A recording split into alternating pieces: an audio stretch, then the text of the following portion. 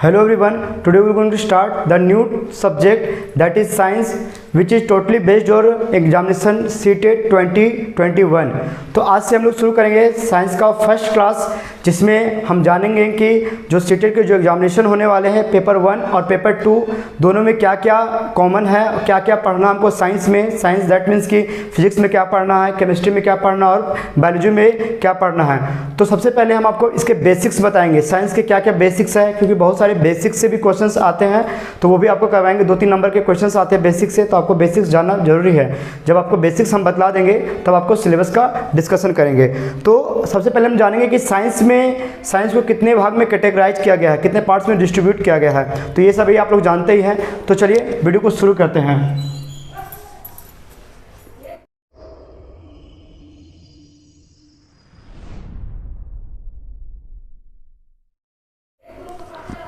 तो हम जानते हैं कि जो साइंस है, साइंस को हम लोग 3 भाग में कैटेगराइज करेंगे। साइंस को 3 भाग में हम लोग क्या करेंगे, इसको डिस्ट्रीब्यूट करेंगे। सबसे पहला जो पार्ट है उस पार्ट को बोलते हैं हम लोग क्या, physics. Second one is chemistry and third biology. तो हम तीनों के बारे में हम पढ़ाएंगे आपको, फिजिक्स के बारे में भी, केमिस्ट्री के बारे में भी, बायोलॉजी के बारे में कि क्या क्या आपको इसके अंदर पढ़ना है। तो सबसे पहले इसके बेसिक्स कॉन्सेप्ट को बताएंगे। तो आज जो हम बतलाएंगे आपको केमिस्ट्री के बारे में कि केमिस्ट्री में क्या क्या इसका बेसिक कॉन्सेप्ट पढ़ना है, कि केमिस्ट्री आखिर क्या है। तो आप लोग सभी जानते हैं कि जो केमिस्ट्री क्या है, chemistry is the branch of science in which deals with composition of matters. दुनिया में हर एक वो चीज़ जो तत्व से मिलकर बनी हुई है, एलिमेंट से मिलकर बनी हुई है, सभी क्या करेंगे, केमिस्ट्री। हर एक चीज़ जो दिखाई देती है कहीं ना कहीं उसमें क्या है, केमिस्ट्री है। अब जो केमिस्ट्री है, ये जो वर्ड है केमिस्ट्री, जो वर्ड है इसको डिराइव किया गया है इजिप्टियन वर्ड से। कौन सा वर्ड से, इजिप्टियन। आप याद रखिएगा, ये सब कभी कभी पूछा हुआ क्वेश्चन है। इजिप्टियन वर्ड से डिराइव किया गया है कौन सा वर्ड, जिसका नाम है कीमिया। जिसका वर्ड, इसका मीनिंग होता है क्या, ब्लैक दैट मीन्स काला। इजिप्टियन वर्ड से बोल सकते हैं, या इसको बोल सकते हैं मिस्र के प्राचीनतम नाम से लिया गया है। इसका मिस्र का प्राचीनतम नाम से लिया गया है किन से, कीमिया वर्ड से, जिसका मीनिंग होता है क्या, ब्लैक। अब जो फादर्स ऑफ केमिस्ट्री जो है, बहुत लोग जानते नहीं हैं, फादर्स ऑफ केमिस्ट्री बोला गया है किसको, लेवोशियर को। एक साइंटिस्ट थे लेवोशियर, उनको बोला जाता है फादर्स ऑफ केमिस्ट्री। याद रखिएगा, फादर्स ऑफ केमिस्ट्री। अब यहाँ पर हम देखेंगे क्या, केमिस्ट्री के कुछ बेसिक्स कॉन्सेप्ट के बारे में जानेंगे कि इसके क्या क्या बेसिक कॉन्सेप्ट है। तो सबसे पहले हम लोग बात करेंगे इसमें मैटर्स की। क्या, मैटर्स। ये मैटर्स क्या होते हैं, जिसको हम लोग बोलते हैं हिंदी में क्या, पदार्थ। तो ये हम लोग बचपन से ही पढ़ते आ रहे हैं कि मैटर्स क्या होते हैं, anything which occupy space and having definite mass and definite volume, उसको बोलेंगे क्या, पदार्थ। दुनिया में हर एक वो चीज़ जो स्थान घेरती है, उसका द्रव्यमान क्या होगा, निश्चित होगा, आयतन क्या होगा, निश्चित होगा, तो उसको हम बोलेंगे क्या, पदार्थ। तो ये पदार्थ को हम लोग भी क्या किए गए, कैटेगराइज किए गए हैं इसके अंदर। देखिए यहाँ पर आप ऐसे लिख सकते हैं कि जो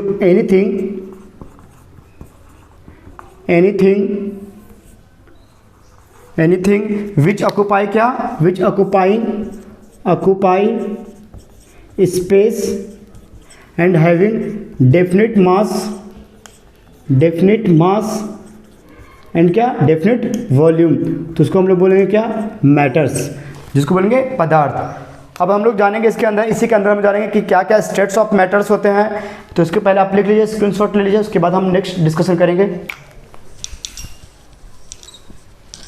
अब हम बात करेंगे स्टेट्स ऑफ मैटर्स की, कि कितने स्टेट्स होते हैं मैटर्स के। ये भी हम लोग बचपन से ही पढ़ते आ रहे हैं, स्टेट्स ऑफ मैटर्स।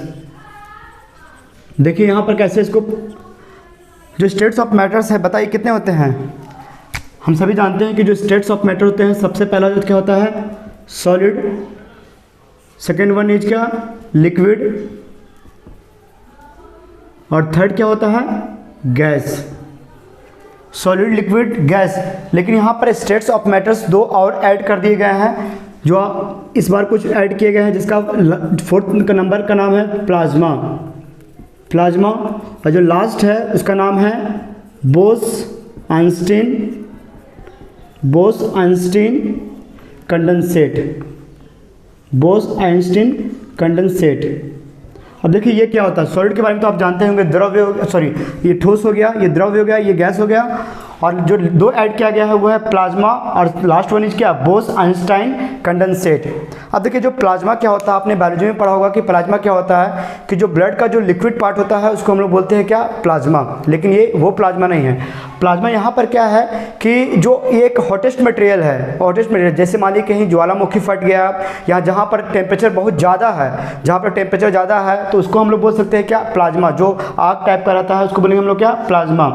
अब देखिए लास्ट जो है क्या, इसके बारे में डीपली और पढ़ेंगे हम लोग, बोस आइंस्टाइन कंडेंसेट। इसके बारे में जो बताए थे, इसके बारे में जो डिस्कवर्ड किए थे, दो लोग मिलकर किए थे, एक थे सत्येंद्रनाथ बोस और एक थे अल्बर्ट आइंस्टाइन, इसलिए उनके नाम पर ही दिया गया बोस आइंस्टाइन कंडेंसेट। कंडेंसेट का मतलब होता है संघनन। ओके, तो ये 5 स्टेट्स हैं।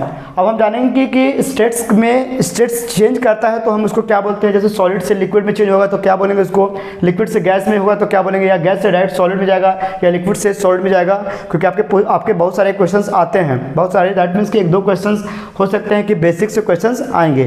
तो आप ये स्टेट्स ऑफ मैटर लिख लीजिए, इसको हम रब कर देते हैं, स्क्रीनशॉट ले लीजिए आप। अब यहाँ पर देखिए, यहाँ पर आप देखिएगा क्या, जैसे सपोज करते हैं हम बात करते हैं, सबसे पहले सॉलिड की बात करते हैं। सॉलिड्स को अगर हम लोग लिक्विड में चेंज करते हैं, सॉलिड को अगर हम लोग लिक्विड में चेंज करते हैं तो इस प्रोसेस को आप लोग सभी जानते होंगे कि क्या बोलते हैं। सॉलिड से अगर लिक्विड में चेंज हो रहा है तो इस प्रोसेस को हम लोग बोलते हैं क्या, फ्यूजन। क्या इसको बोलेंगे, फ्यूजन, या इसी का दूसरा नाम हम लोग बोल सकते हैं क्या, मेल्टिंग। इसका नाम होगा क्या, मेल्टिंग। जब सॉलिड से किस में चेंज होगा, लिक्विड में, तो इसका नाम होगा फ्यूजन या मेल्टिंग या। लेकिन अगर हम वही अगर बात करते हैं लिक्विड से गैस की बात करते हैं कि लिक्विड से अगर गैस में चेंज होता है तो उस प्रोसेस को क्या बोलते हैं, लिक्विड से गैस में। तो लिक्विड से गैस में चेंज होने का प्रोसेस को बोलते हैं क्या, इवापोरेशन।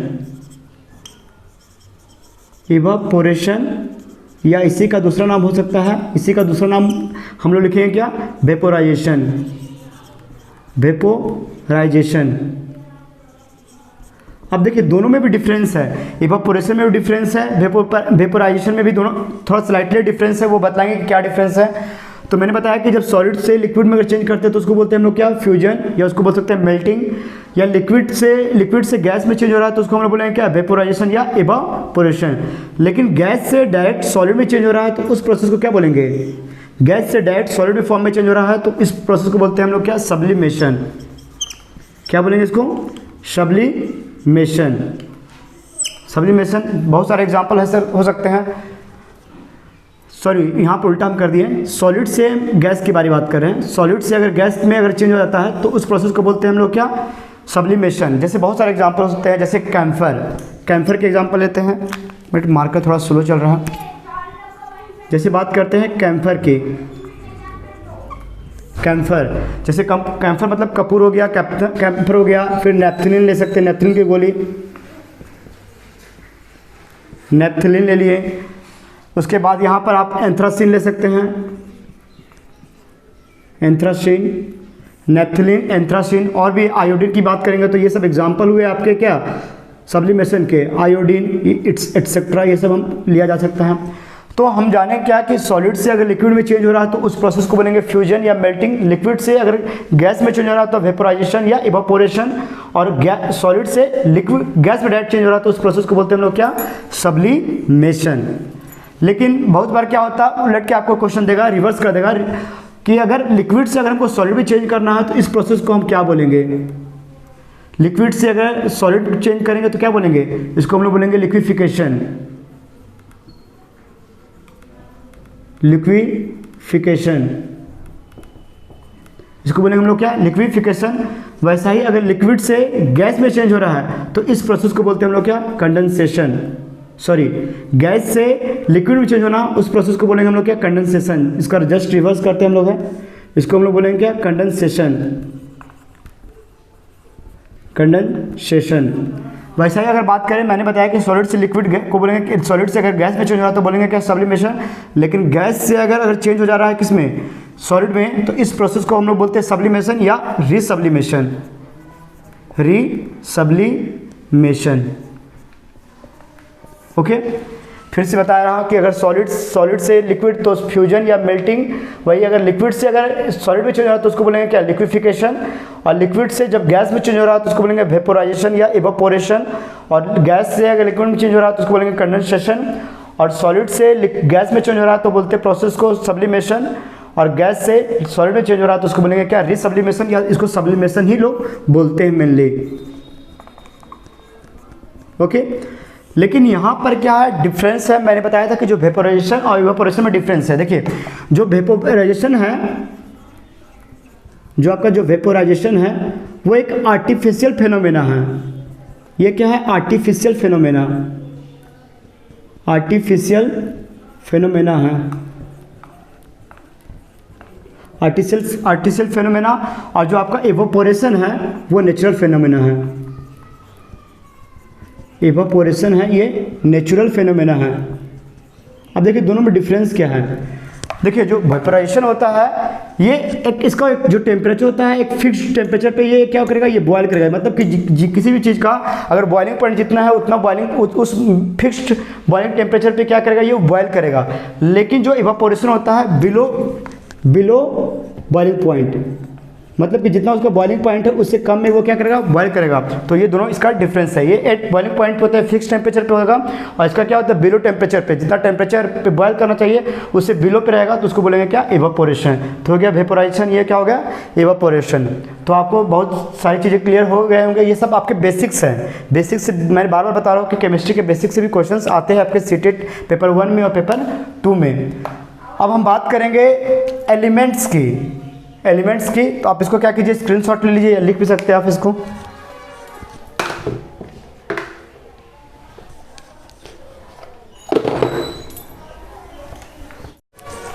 अब हम बात करेंगे एलिमेंट्स की कि एलिमेंट्स क्या है, क्या एलिमेंट्स जिसको हम लोग बोलते हैं क्या, तत्व। एलिमेंट्स दैट मीन्स तत्व। अब ये एलिमेंट्स क्या होता है, एलिमेंट्स क्या होगा, जैसे मान लीजिए कि एलिमेंट्स को अगर जानना रहेगा तो एलिमेंट्स क्या है, जो सिंगल टाइप्स ऑफ आइटम से मिलकर बने हुए हैं। जैसे आयरन है तो सिर्फ आयरन के पार्टिकल्स उसमें होंगे, गोल्ड है तो सिर्फ गोल्ड के पार्टिकल्स होंगे, सिल्वर है तो सिर्फ सिल्वर के पार्टिकल्स होंगे। तो एलिमेंट्स क्या होंगे, total single type of item से मिलकर बने होंगे, टोटल सिंगल टाइप आइटम से मिलकर बने होंगे। और हम लोग जानते हैं कि हमारे जो अर्थ क्रस्ट में है टोटल कितने आइटम्स प्रेजेंट है, 180 एलिमेंट अभी तक डिस्कवर हो चुका है। कितना एलिमेंट, 180 एलिमेंट डिस्कवर हो चुका है। ये जो एलिमेंट है हो सकता है कि फ्यूचर में और एलिमेंट डिस्कवर होंगे, लेकिन हमको अभी 180 एलिमेंट हम लोग पीरियोडिक टेबल में पढ़ते हैं। अभी जो एलिमेंट को है इसको 3 भाग में कैटेगराइज किया गया है। सबसे पहले इसको भाग इसके यहाँ पैसे लिख देते हैं इसको। पहला जो पार्ट है इसको बांटा गया है मेटल्स पे, metals. Second one is non metals and last one is metalloids.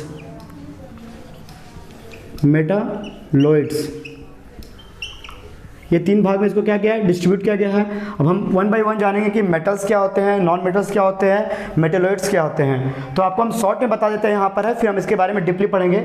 Metals के बारे में आप जानते होंगे क्या कि जो मेटल्स क्या होते हैं, नॉन मेटल्स के फिजिकल प्रॉपर्टी अलग होते हैं, डिफरेंस दोनों का क्या होगा, अलग होगा, केमिकल प्रॉपर्टी बिल्कुल अलग होगा। तो जो मेटल्स होते होंगे आप लोग सुनेंगे कि जो मेटल्स होंगे डक्टाइल होंगे, लेकिन जो नॉन मेटल होता है नॉन डक्टाइल होगा। जो मेटल्स होता है वो क्या होता है, मेलिएबल होता है, और नॉन मेटल क्या होता है, नॉन मेलिएबल। डक्टाइल समझ रहे हैं ना, डक्टाइल मतलब कि मेटल्स का एक ऐसा प्रॉपर्टी जिसमें हम लोग क्या कर सकते हैं, वायर को क्या कर सकते हैं, खींच सकते हैं, लंबा कर सकते हैं। जैसे गोल्ड, आप लोग जानते होंगे जो गोल्ड है सबसे ज़्यादा मेलिएबल प्रॉपर्टी शो करता है। जैसे जो 1 ग्राम गोल्ड होता है हम उसको क्या कर सकते हैं, 2 किलोमीटर तक उसको क्या कर सकते हैं, स्ट्रेच कर सकते हैं। तो सबसे ज़्यादा मेलिएबल शो करता है क्या, मेटल्स। हम बतलाएंगे डिपली करके। वैसा ही बताया क्या, सॉरी मेलिएबल या डक्टाइल, जो एक ही चीज़ हुआ, एक ही चीज़ नहीं, 2 डिफरेंस है। जैसे डक्टाइल की बात करते हैं, मेलिएबल की, मेलिएबल का क्या, मेलिएबल क्या है, मेटल्स का एक ऐसा प्रॉपर्टी है जिसको क्या कर सकते हैं, मेटल्स को पीट करके, हैमर से पीट करके क्या कर सकते हैं, पतला लेवल में, थिन लेयर में क्या कर सकते हैं, कन्वर्ट कर सकते हैं। तो उसको बोलेंगे हम लोग क्या, मेलिएबल। जैसे बहुत सारे एग्जांपल है, जब आप जाते होंगे फास्ट फूड चाउमीन खाने के लिए तो आपको एक सिल्वर फॉइल मिलता होगा, सॉरी एल्युमिनियम फॉइल मिलता होगा, तो वो प्रॉपर्टी किसका है, मेलिएबल का। या आप कभी मिठाई खाने जाते हैं तो देखेगा उसके ऊपर सिल्वर का लेयर बना हुआ रहता है, तो वो भी मेलिएबल का प्रॉपर्टी है। तो मेटल्स मेलेबल होता है, लेकिन नॉन मेटल्स क्या होता है, नॉन मेलेबल होता है। वैसे मेटल्स जो होता है इलेक्ट्रिसिटी कंडक्ट करता है, लेकिन नॉन मेटल्स इलेक्ट्रिसिटी कंडक्ट नहीं कर सकता है। मीन्स जो मेटल्स होते हैं वो गुड कंडक्टर ऑफ हीट भी होते हैं और इलेक्ट्रिसिटी भी होते हैं, लेकिन बैड कंडक्टर होते हैं कौन, नॉन मेटल्स, है ना। लेकिन इसमें भी एक्सेप्शन केस है, जैसे नॉन मेटल्स में आप देखेंगे ग्रेफाइट, नॉन मेटल्स तो है लेकिन वो इलेक्ट्रिसिटी कंडक्ट करता है। और भी प्रॉपर्टी है कि मेटल्स क्या होंगे, आपके सोनोरस होंगे, ध्वनि उत्पन्न करेंगे जब आप उसको बीट कीजिएगा किसी चीज़ से, जैसे स्कूल का बेल, कॉलेज का जो बेल है बीट करते हैं तो साउंड क्रिएट करता है, लेकिन जो नॉन मेटल्स है वो साउंड क्रिएट नहीं करेगा। मेटल्स जो होगा वो लस्टर्स होगा, लस्टर मतलब कि चमक होगा, नॉन मेटल्स में लस्टर्स नहीं होता है, इसमें चमक नहीं होता है। फिर मेटोलाइट्स क्या होते हैं कि मेटोलाइट्स को बोलेंगे जिसमें मेटल्स का प्रॉपर्टी होगा, कुछ प्रॉपर्टी जो होगा वो मेटल्स का प्रॉपर्टी होगा और कुछ प्रॉपर्टी जो होगा वो नॉन मेटल्स का प्रॉपर्टी होगा। मेटल्स प्लस नॉन मेटल्स, थोड़ा हम आपको फास्ट नहीं बता रहे हैं क्योंकि आपके बेसिक्स है और आप इसको पढ़ चुके हैं, क्योंकि आप एग्जाम देने जा रहे हैं तो ऑब्वियसली सी बात है कि आपको इसकी जानकारी होनी चाहिए। तो मेटोलाइट्स बोलेंगे जिसमें मेटल्स का प्रॉपर्टी होगा, नॉन मेटल्स की प्रॉपर्टी होगा। ओके, तो आपका इतना आपको याद रखना है। उसके बाद हम नेक्स्ट क्लास में डीपली बताएंगे कि मेटल्स और नॉन मेटल्स में केमिकल प्रॉपर्टी क्या होते हैं, इसको कैसे हम डिफ्रेंशिएट कर सकते हैं। ठीक है, तो आज की क्लास इतना ही। Okay, thank you.